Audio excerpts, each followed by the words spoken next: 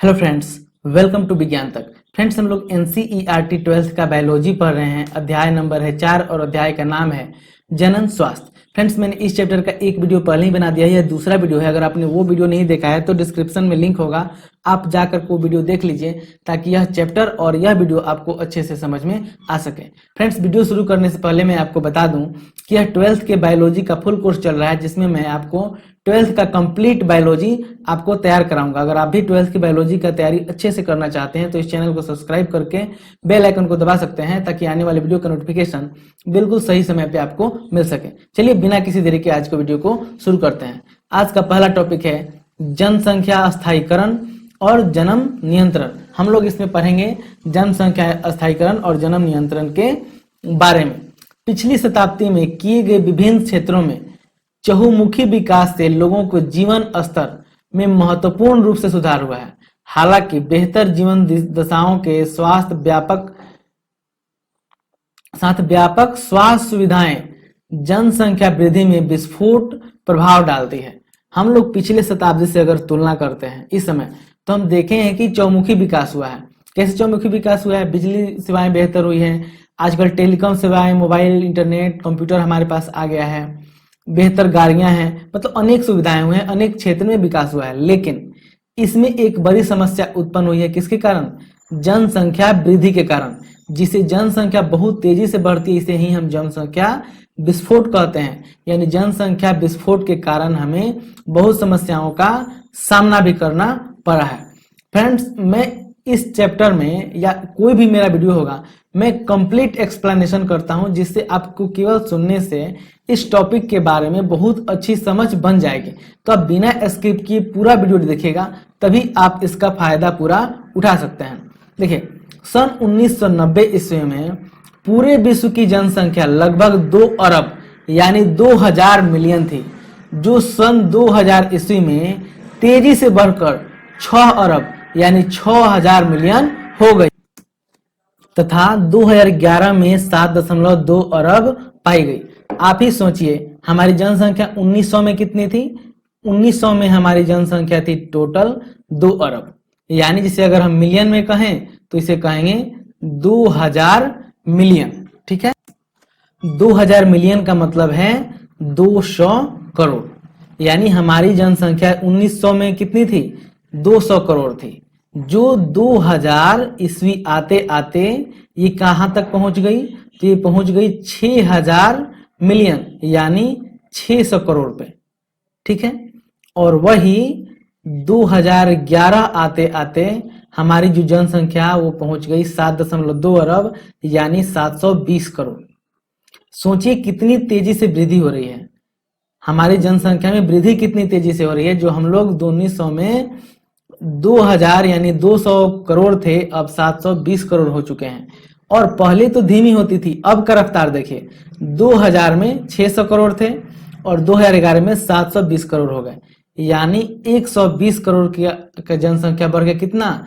केवल 11 सालों में 120 करोड़ लोग नए आ गए। सोचिए, इसी रफ्तार से अगर जनसंख्या बढ़ती रही तो पूरे संसार का क्या होगा? ये पूरे संसार का आंकड़ा था। ठीक यही प्रवृत्ति भारत में भी देखी गई। हमारी जनसंख्या जो देश की आबादी के समय लगभग 350 मिलियन यानी 35 करोड़ थी, वह 2000 ईस्वी में तीव्र जनसंख्या दर से 1 अरब यानी 1000 बिलियन के ऊपर चली गई, यानी लगभग 100 करोड़ हो गई। और वही 2011 में 1.2 बिलियन यानी 120 करोड़ हो गई। हमारी जनसंख्या तो औरों उनसे भी तेज बढ़ी है, यानी 35 करोड़ से हम लोग 120 करोड़ हो गए। ठीक है, इसी से आप अंदाजा लगा सकते हैं कितना तेजी से भारत में जनसंख्या की वृद्धि हुई है।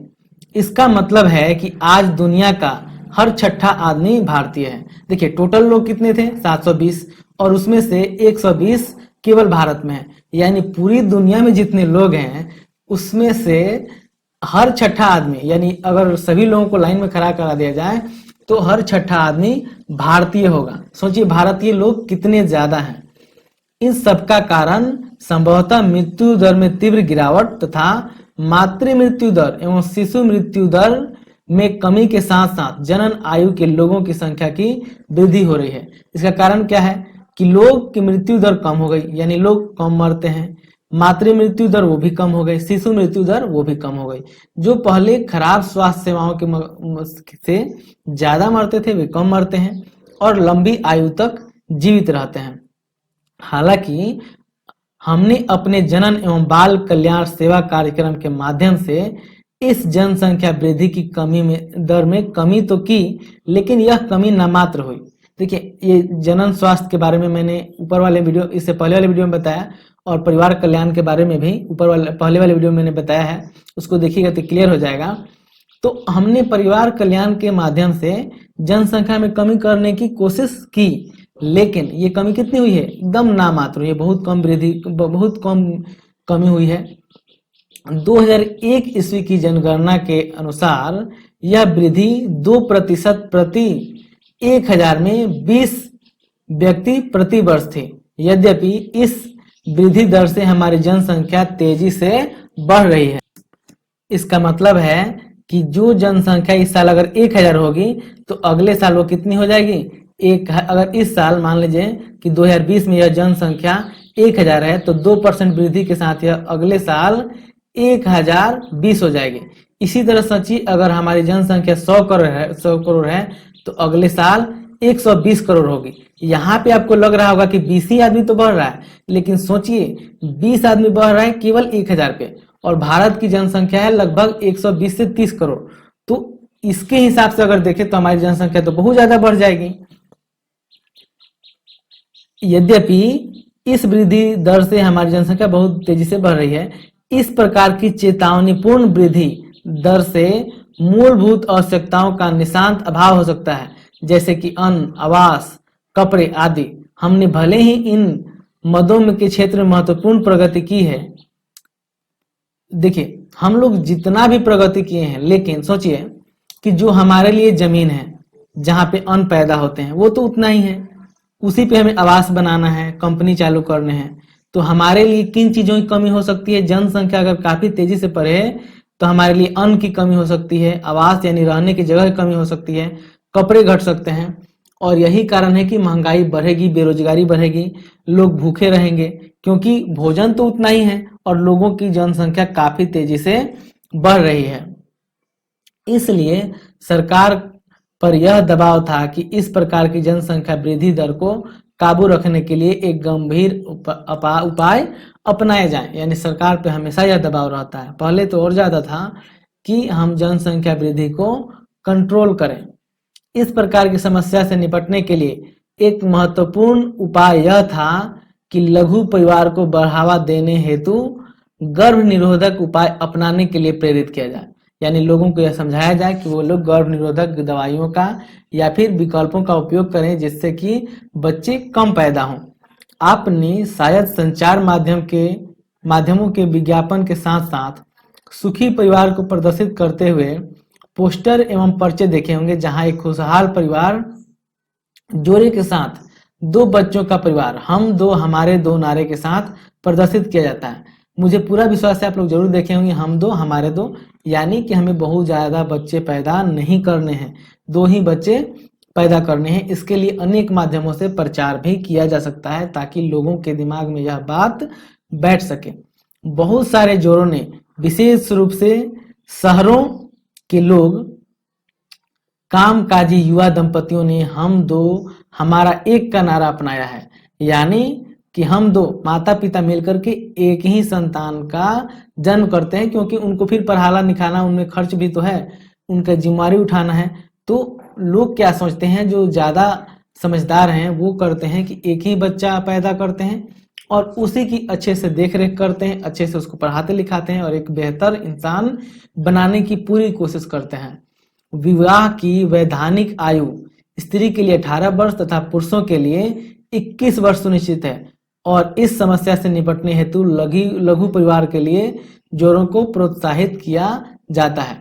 फ्रेंड्स, आपको क्या पता था कि पहले लोगों की शादी 9 वर्ष 10 वर्ष में हो जाते थे, इसलिए क्योंकि उनमें जनन करने की क्षमता तो बहुत पहले आ जाती है 12-13 सालों में, तो ये लोग कम उम्र में शादी होती थी, 10 साल 12 साल 15 साल में, तो ज्यादा बच्चे भी पैदा कर लेते थे, उनकी समझदारी नहीं होते थे।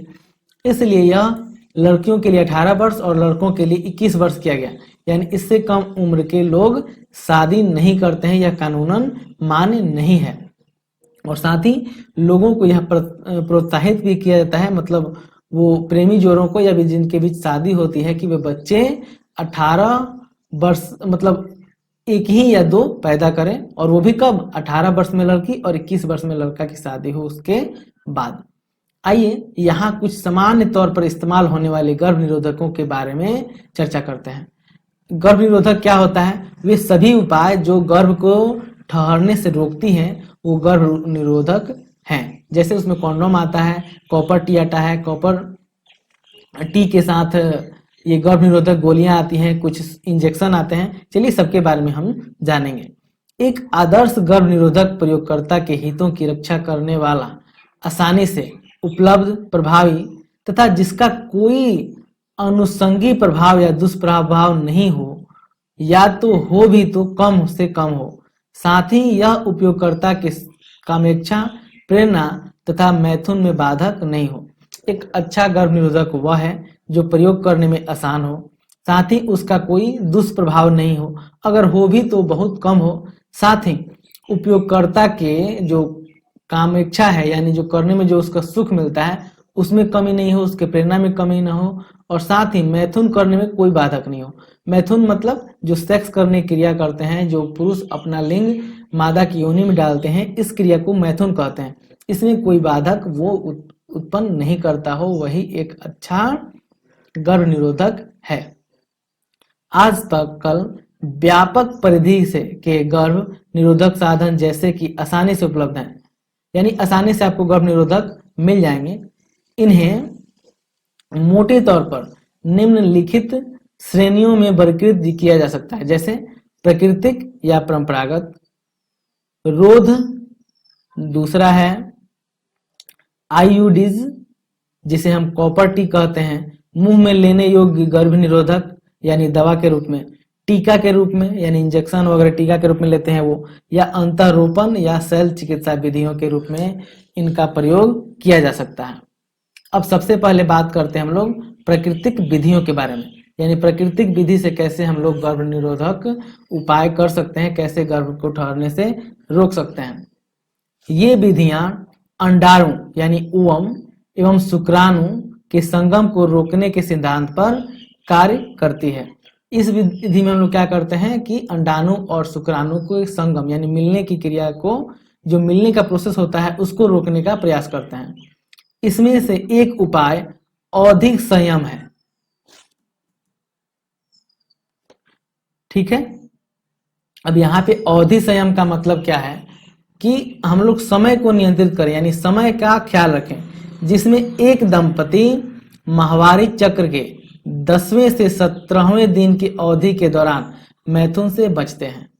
यानी जब स्त्री को मासिक चक्र आता है उसके 10वां दिन से लेकर 17वां दिन के बीच सेक्स नहीं करते हैं, यानी मैथुन नहीं करते हैं, जिससे अंडोत्सर्जन की अवधि मानी जाती है, अपेक्षित अवधि मानी जाती है।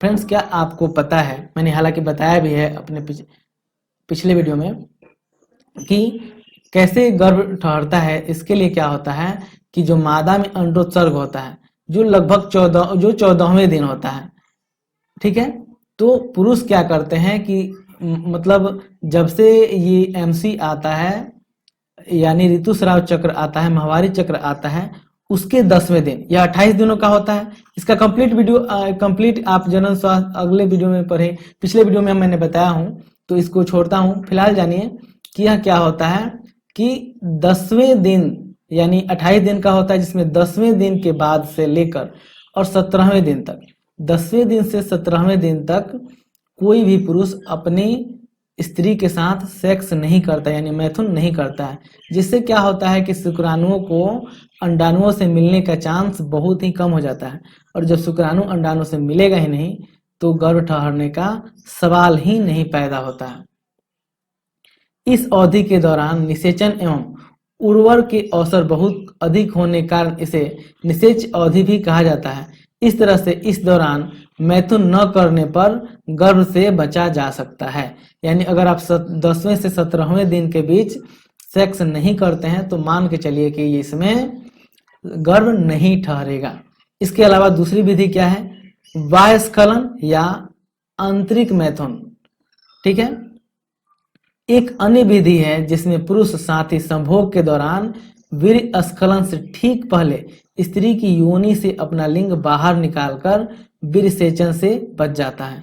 इस विधि में क्या करता है कि जो पुरुष होता है वो स्त्री के साथ संभोग करता है, सेक्स करते रहता है, यानी उसके लिए योनि में अपना लिंग प्रवेश करता है। लेकिन जब चरम सुख पर पहुंचता है, यानी जब उसको लगता है कि उसका वीर्य लिंग से बाहर निकलने वाला है, उस टाइम पे वो क्या करता है, जैसे ही उसको आभास होता है कि उसके लिंग से वीर्य निकलने वाला है, वह अपने लिंग को मादा की योनि से बाहर निकाल लेता है और वीर्य को शरीर से बाहर निकाल देता है, जिससे योनि में वीर्य प्रवेश ही नहीं करता है। और वीर्य प्रवेश नहीं करेगा तो जो स्त्री होती है वो गर्भवती नहीं होती है, यानी इस तरह से वो गर्भ ठहरने से बचा जा सकता है। स्तनपान अनावर्त विधि भी इस तथ्य पर निर्भर करती है कि प्रसव के बाद स्त्री द्वारा शिशु को भरपूर स्तनपान कराने के दौरान अंडोत्सर्ग तथा आवर्त चक्र शुरू नहीं होता है। इसलिए जितने दिनों तक माता शिशु को पूर्णतः स्तनपान कराना जारी रखती है, इस दौरान शिशु को मां के दूध के अलावा ऊपर से पानी या अतिरिक्त दूध भी नहीं दिया जाना चाहिए। यह अवधि 4 से 6 महीने की होती है। गर्भधारण के अवसर लगभग शून्य होते हैं, यानी इसमें क्या करती है, जब स्त्री यानी प्रसव होता है, यानी बच्चे का जन्म होता है, तो स्त्री क्या करती है, अपने बच्चे को पूरा दूध पिलाती है, पूरा भरपेट दूध पिलाती है, जिसके कारण क्या होता है, उसमें अंडोत्सर्ग नहीं होता है, यानी माहवारी नहीं आती है और अंडोत्सर्ग नहीं होता है। अब माहवारी नहीं आएगी यानी अंडोत्सर्ग नहीं होगा तो गर्भ नहीं ठहरता है। और इसमें शिशु को दूध के अलावा पानी भी क्यों नहीं दिया जाता है, क्योंकि तभी तो बच्चा भूखा रहेगा और वो पूरा दूध पिएगा। ठीक है, और यह अवधि कितने दिनों की होती है, 4 से 6 महीने तक, यानी 4 से 6 महीने तक ही ऐसा किया जा सकता है। यह विधि प्रसव के बाद ज्यादा से ज्यादा 6 महीने तक ही कारगर मानी जाती है, यानी 4 से 6 महीने के बाद वो अंडोत्सर्ग होने लगता है। चूंकि उपयुक्त विधियों में किसी दवा या साधन का उपयोग नहीं होता, अतः इसके दुष्प्रभाव लगभग शून्य के बराबर हैं, यानी इसमें कोई हम लोग दवा यूज ही नहीं करते हैं, इसलिए इसके दुष्प्रभाव यानी दवा का जो दुष्प्रभाव होता है वो बिल्कुल जीरो होता है, क्योंकि हम लोग दवा का इसमें उपयोग ही नहीं करते हैं। हालांकि इसके असफल रहने की दर काफी अधिक है, लेकिन यह गारंटी नहीं है कि ये विधि अपनाने से गर्भ नहीं ठहरेगा, इसको फेल होने का भी चांस रहता है। इस वीडियो में इतना ही फ्रेंड्स। अगले वीडियो में हम लोग कुछ और गर्भ निरोधक टेक्निक के बारे में बात करेंगे। यह वीडियो आपको कैसा लगा है कमेंट करके जरूर बताइएगा। अच्छा लगा है तो लाइक कीजिएगा, खराब लगा है तो डिसलाइक कीजिएगा। यह वीडियो देखने के लिए आपका बहुत बहुत धन्यवाद। बाय।